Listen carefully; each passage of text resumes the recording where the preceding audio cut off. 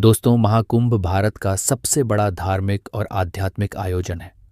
हर 12 साल में आयोजित होने वाले इस पर्व महाकुंभ का माहौल हमेशा ही अद्भुत होता है। ये पर्व केवल स्नान का नहीं बल्कि आत्मा की शुद्धि और ईश्वर से जुड़ने का पर्व भी है। दरअसल ये घटना महाकुंभ के तीसरे दिन की है। संगम के पावन जल पर सूर्य की किरणें पड़ रही थीं। हजारों की संख्या में श्रद्धालु गंगा स्नान के लिए जुटे थे। तभी अचानक एक साधु मुख्य घाट की ओर आता दिखाई दिया। उसकी वेशभूषा साधारण थी, भगवा वस्त्र, जटाएं और माथे पर भस्म का टीका। लेकिन उसकी आंखों में कुछ अलग ही चमक थी। लोगों ने सोचा कि यह कोई और साधु होगा जो अपनी तपस्या के लिए बहुत प्रसिद्ध है और योग का प्रदर्शन करने आया है।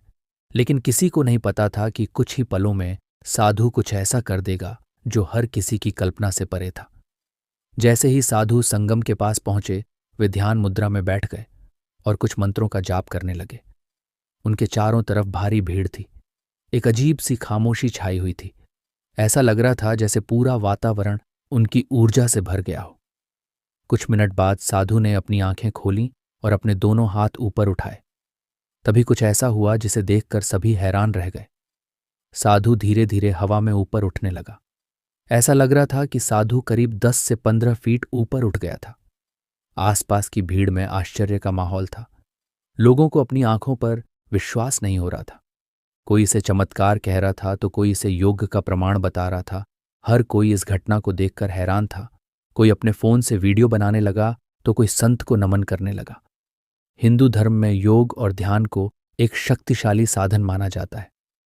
प्राचीन ग्रंथों में कहा गया है कि जो साधु अपनी साधना के लिए समर्पित होते हैं, जो योग में पूर्णता प्राप्त कर लेते हैं, वे अलौकिक शक्तियों से संपन्न हो जाते हैं।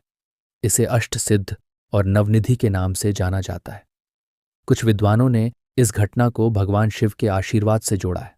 शिव, जिन्हें योग का देवता माना जाता है, हमेशा अपने भक्तों की साधना को पहचानते हैं। ये घटना इस बात का प्रमाण है, क्या ये कोई खास तकनीक थी या फिर इसका कारण सिर्फ लोगों की आंखों का भ्रम था।